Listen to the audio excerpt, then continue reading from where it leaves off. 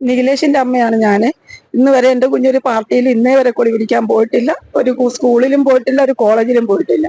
പിന്നെ ഈ മരിച്ച പയ്യന് എൻ്റെ കുഞ്ഞിന്റെ കൂട്ടുകാരനും ഒക്കെ അവന്റെ കൂടെ വന്ന് തടി മുറിക്കാനും വീട്ടിൽ വന്ന് ചോറും ഒക്കെ ഉണ്ടിട്ടുള്ള പയ്യനാണ്.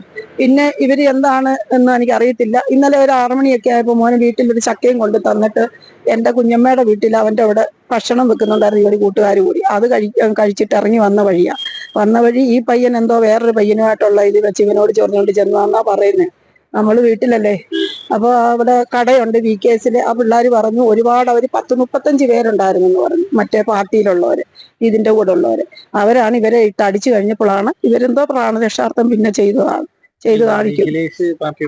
അല്ല സാറേ, CI2 അവന് ടിപ്പർ എടുത്തപ്പം ടിപ്പർ അസോസിയേഷനിൽ ചേരണമെന്ന് പറഞ്ഞ് അവിടെ കല്ലെടുക്കാൻ വേണ്ടിയിട്ട് അങ്ങനെ ടിപ്പർ അസോസിയേഷനിൽ മാത്രമേ പോയിട്ടുള്ളൂ. അല്ലാതെ ഒരു പാർട്ടിയിലും ആ സംഘടനയിലെ ആ ടിപ്പർ അസോസിയേഷനിൽ പോയതും അന്നാണ്ട് അവിടെ ഒരു അടി നടന്നപ്പം ഈ ശ്യാമെന്ന് പറയുന്ന മെമ്പറിനെ ഒക്കെ എടുത്ത് അവർ കാണാനും ഒക്കെ പോയത്. ആശൻ മെമ്പറിനൊക്കെ അടി കിട്ടിയപ്പോൾ അങ്ങനെ അവർ ടിപ്പർ അസോസിയേഷൻ വെച്ചാൽ പോയത്. അന്നേരം ഞാൻ പറഞ്ഞു കുഞ്ഞെ പാർട്ടിയിലൊന്നും, ഞാനൊരു പാർട്ടിയിലും പോകത്തില്ല മച്ചി, എൻ്റെ ടിപ്പർ അസോസിയേഷനിലെ ആളാ, അപ്പൊ ഞാൻ പോകണ്ടെന്ന് ചോദിച്ചു. അങ്ങനെ മാത്രമേ അവൻ പോയിട്ടുള്ളൂ. അല്ലാതെ ഒരു കോടി പോലും പിടിക്കാൻ ഇന്ന് വരെ എൻ്റെ കുഞ്ഞുങ്ങൾ ആരും പോയിട്ടില്ല.